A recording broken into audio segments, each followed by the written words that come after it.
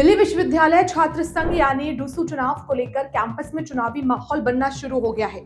इस साल डूसू चुनाव 17 सितंबर को होने की संभावना जताई जा रही है। हालांकि विश्वविद्यालय प्रशासन की ओर से अभी तक चुनाव का आधिकारिक कार्यक्रम जारी नहीं किया गया है।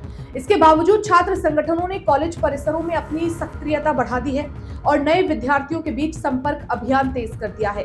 डूसू चुनाव दिल्ली विश्वविद्यालय के 69 कॉलेजों के नियमित छात्रों के लिए आयोजित किया जाता है। चुनाव में अध्यक्ष, उपाध्यक्ष, सचिव और संयुक्त सचिव समेत 4 केंद्रीय पदों के लिए मतदान होता है। हर साल बड़ी संख्या में छात्र इन पदों के लिए अपने प्रतिनिधियों का चुनाव करते हैं और इस बार भी छात्र संगठनों की नजर नए मतदाताओं पर है। दिल्ली विश्वविद्यालय में इस सत्र में करीब 71,000 स्नातक सीटें हैं। ऐसे में बड़ी संख्या में प्रथम वर्ष के विद्यार्थी पहली बार डूसू चुनाव में मतदान करेंगे।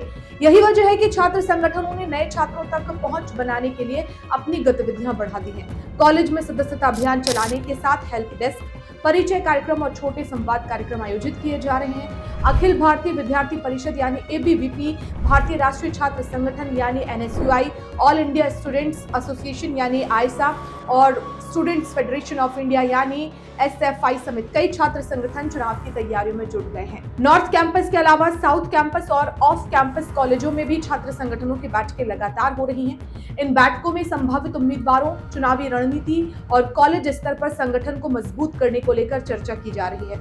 इंटरनेट मीडिया को भी प्रचार का अहम माध्यम बनाया गया है। हालांकि ऑनलाइन प्रचार के साथ साथ छात्रों से व्यक्तिगत संपर्क पर भी जोर दिया जा रहा है।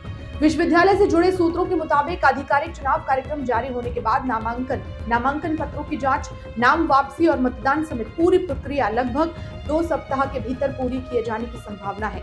चुनाव के दौरान लिंग 2 समिति की सिफारिशों के तहत प्रचार और चुनावी गतिविधियों पर भी निगरानी रखी जाएगी।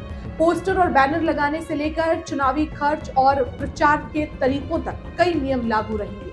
छात्र संगठनों और उम्मीदवारों को निर्धारित नियमों के दायरे में रहकर प्रचार करना होगा। नियमों के उल्लंघन पर विश्वविद्यालय प्रशासन की ओर से कार्रवाई भी की जा सकती है। डूसू चुनाव की संभावित तारीख सामने आने के बाद कैंपस की राजनीतिक गतिविधियां और तेज होने लगी हैं। आने वाले दिनों में संभावित उम्मीदवारों के नाम सामने आने, छात्र संगठनों के बीच गठजोड़ बनने और चुनावी मुद्दों को लेकर तस्वीर और साफ हो सकती है। फिलहाल सभी प्रमुख छात्र संगठनों का फोकस नए मतदाताओं पर है। आने वाले दिनों में कॉलेज परिसर में बैठकों, सदस्यता अभियानों और छात्र संपर्क कार्यक्रमों के बढ़ने के साथ डूसू चुनाव का माहौल और गर्म होने की संभावना है। ऐसे ही अपडेट्स के लिए आप बने रहिए जी भारत के